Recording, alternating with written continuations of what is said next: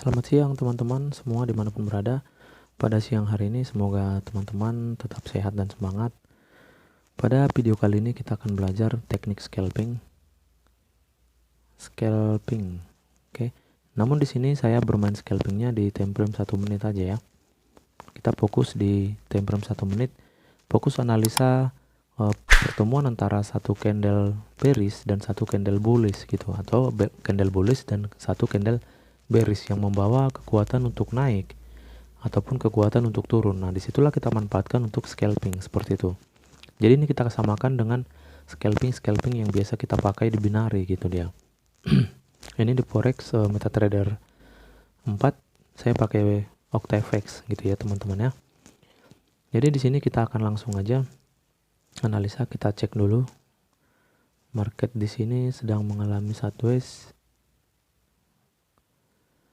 Kita lihat dulu dia apakah dia ada pin gitu ya, yang sering saya katakan.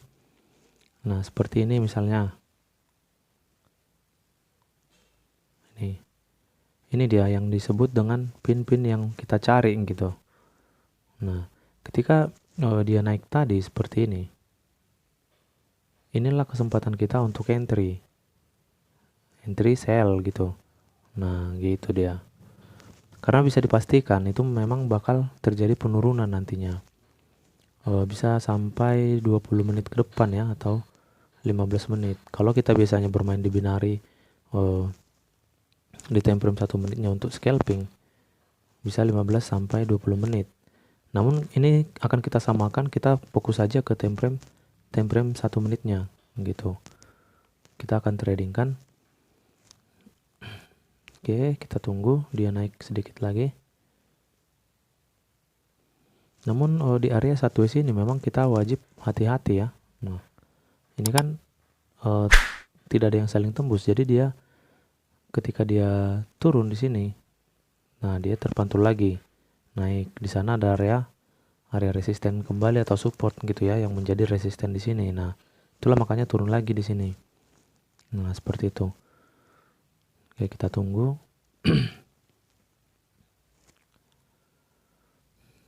Kita akan lihat-lihat pinnya yang mungkin bisa teman-teman pahami gitu ya. Pertemuan antara candle bullish dan bearish atau bearish dan bullish.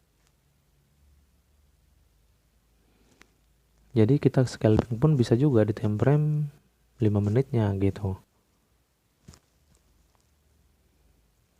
Oke.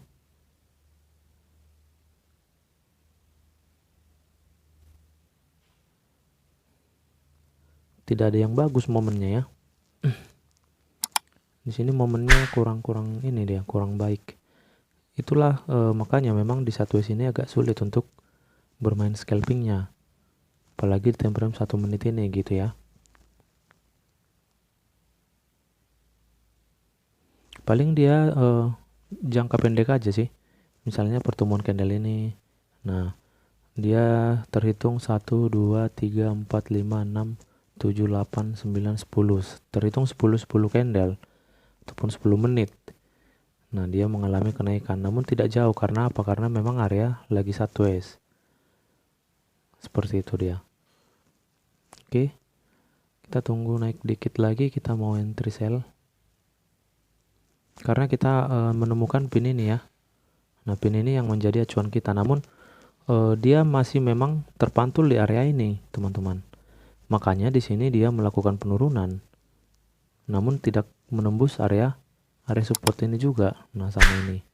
Gitu dia. Karena banyak memang area support di sini dan kondisi market sedang sideways, teman-teman. Itulah makanya terjadi seperti ini, pembalik lagi dia balik.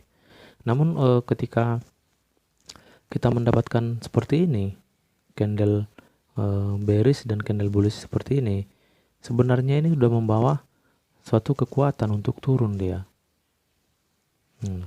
Naik dikit lagi kita bisa entry nih. Nah, di sini udah momen terbaik, kita langsung sell aja. 0,05 aja. Tidak usah banyak-banyak, kita tambahin lagi. Ini bagus nih. Kita tambahin, kita sell lagi ya. 3 kali aja ya. Kita 3 kali aja entry-nya. Oke, tinggal kita tunggu. Paling dia nanti sekitar 15 sampai 20 menit ya, atau 10 menit, karena melihat situasi yang market seperti ini, satu seperti ini, memang paling dia nanti 10 menit terpantul lagi. Nah, seperti itu dia. Oke, jadi banyak pertanyaan juga teman-teman ketika kita trading di forex, Bang.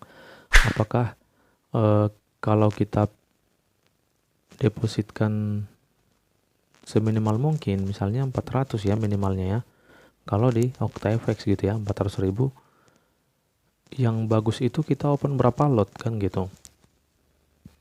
Jadi menurut saya kalau kita hanya punya saldo segini, ya alangkah baiknya kita open dia di 0,01 seperti itu. Paling banyak dia 0,02 lah, 0,02. Biar kenapa? Biar nggak terlalu cepat kita. Misalnya seperti ini, kita salah analisa kan, itu ya hal biasa kan gitu. Namun kalau dia terlalu jauh naik, kita opennya terlalu besar, tidak sesuai dengan ini gitu ya, maka dia akan cepat kena margin call gitu dia. Jadi setidaknya kita open 0,01 gitu, maksimal 0,02. Seperti itu teman-teman. Jadi kalau saya pribadi memilih leverage di 1:500. Nah, ini akun saya 1:500. Kenapa seperti itu? Ya memang kalau memang kita hanya punya misalnya 500.000 ya, ya kita harus pilih yang 500 juga, 1:500. Kenapa seperti itu? Biar seolah-olah kita layak untuk mentradingkan uang kita yang cuman segini gitu dia. Nilai ungkitnya lebih besar. Seperti itu dia teman-teman. Jadi jangan sampai kita memilih leverage yang salah juga gitu ya. Itu hanya penyesuaian sih terhadap modal yang kita punya gitu.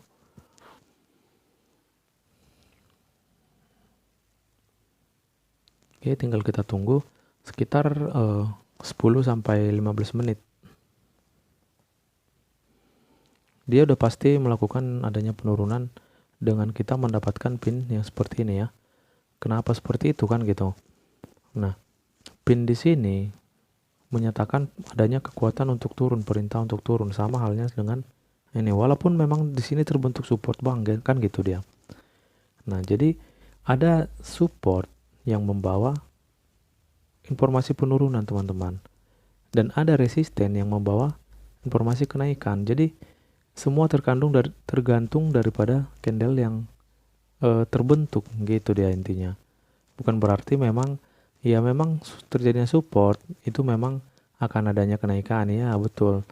Namun ketika support seperti ini terjadi, perhatikan kenaikannya hanya satu candle ini ya. Nah, hanya satu candle ini. Perhatikan teman-teman, hanya satu candle ini dia. Nah, kenapa seperti itu? Karena informasi dari sini adalah penurunan. Makanya dia turun lagi. Kenapa dia naik lagi, Bang? Perhatikan ini, dia di sini muncul ataupun membentur area support. Nah, dan area sekarang trennya sedang sideways. Ya wajar memang seperti ini dia. Gitu, teman-teman.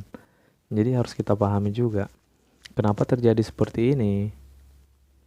Kenapa terjadi seperti ini? Itu harus kita pahami. Semua itu tidak terjadi begitu saja, teman-teman. Jadi semua ada yang namanya sebab akibatnya. Kenapa ini terjadi, semua ada akibatnya, ada penyebabnya gitu. Oke, kalau kita perhatikan dia terbentuk resisten seperti yang saya katakan, ada resisten itu memang jadi membawa kenaikan juga gitu, karena informasinya adalah kenaikan. Kita akan lihat resisten yang memang dia membawa kenaikan, walaupun terbentuk resisten, namun 3 sampai 4 candle ke depan jadi naik lagi dia. Sebentar kita cek resisten yang membawa informasi kenaikan. Jadi tidak selamanya memang resisten itu akan membawa penurunan yang jauh gitu, enggak. Itu tergantung daripada resisten yang terbentuk gitu. Apalagi ada kebocoran-kebocoran kan gitu. Nah, di candlestick ini kan kenaikan. Nah, penurunan yang dihasilkan hanya segini ya. Namun penurunan ini memang masih ada sifat membawa penurunan kembali, namun tidak begitu kuat. Itulah makanya terjadi candle hijau di sini, teman-teman. Karena candlestick di sebelah ini candlestick di sebelah ini, dia sumbu di atas dan sumbu di bawah ini tidak beda jauh ya. Nah, itulah makanya saya bilang ini adalah pelemahan untuk turun. Makanya terbentuk di sini candle hijau yang membawa informasi kenaikan. Itulah makanya naik kembali di sini. Nah, seperti itu kira-kira. Oke, kita lihat. Udah pasti turun dia ya. Dan kemungkinan besar memang dia akan menembus area supportnya di sini tadi gitu. Walaupun support ini terbentuk, namun karena candle bearish ini dan candle bullish ini menginformasikan atau memerintahkan akan adanya penurunan, ya wajib terjadi penurunan walaupun sementara dia masih ada penolakan. Penolakan itu terbentur area support di sini. Seperti itu. Itulah makanya longsor lagi dia di sini, teman-teman. Karena di sini candle stick yang hijau ini ya bisa kita perhatikan dia adalah pelemahan untuk naik karena dengan body yang seperti ini memang body oke, cukup ya. Namun sumbu yang kecil seperti itu, kenaikan yang dihasilkan hanya satu candle ini. Nah, candle ini udah bisa dikatakan candle penurunan. Itulah makanya terjadi penurunan di sini, teman-teman. Jadi semua ini ada sebab akibatnya gitu. Tidak terjadi begitu saja, teman-teman. Gitu dia.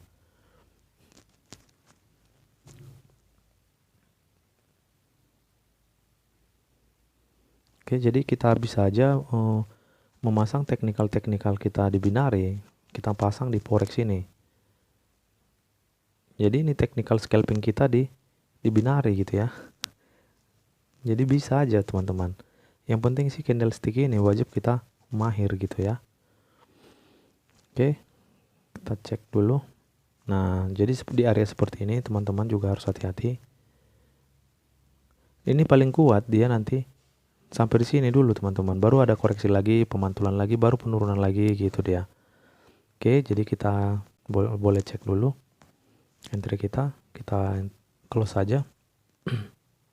Karena area kita area sideways, jadi kurang memungkinkan juga untuk membuat ataupun bertrading dengan scalping jangka pendeknya gitu teman-teman.